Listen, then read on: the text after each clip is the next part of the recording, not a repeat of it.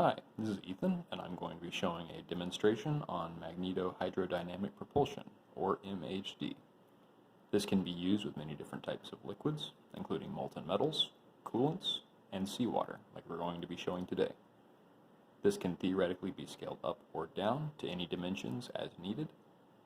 It relies on a Lorentz force created by the interaction between electric and magnetic fields. This requires no moving parts, unlike standard propulsion methods. So, what do we need? First, I have a C 1.5 volt battery, a small stack of super strong magnets, some 12 gauge copper wire, and a mixture of salt water that I had pre-mixed. Now, we're going to take the battery and adhere some pre-cut copper leads to the ends. This will give us our driving mechanism that applies with the magnets, which we will then place on the bottom of the container that the salt water is in.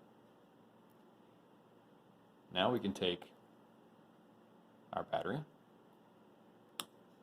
with our negative lead to the right and place it into the water. And if it's bubbling, like it is, we know we have the proper salt water mixture. Now, we can add some pepper flakes to the top surface of the water. This will make it easy for us to see the movement in the water. And we can replace our battery with the negative lead to the right down in the water. As it starts to bubble, you can very clearly see as the pepper flakes are floating towards the camera that we have a directional force in that way. Now we can flip this force by lifting it back out and reversing so that the negative lead is on the left side now. When we put that back in the water, everything will start to slow back down and then speed back up in the opposite direction away from the camera. Finally, we can control our direction another way by reversing our direction of magnets and placing it back in the same orientation, again with the negative side to the left, as we had before. Now instead of moving back away from the camera again, it will move towards the camera.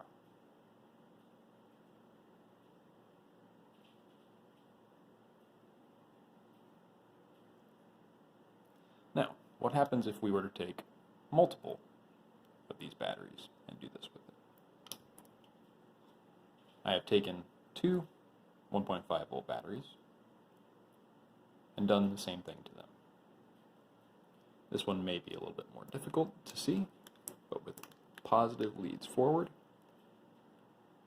if we place it into the water, you can now see that the liquid is moving between both sets of leads at a slightly higher pace.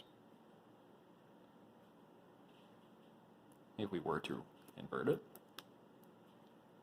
it should go back the opposite direction.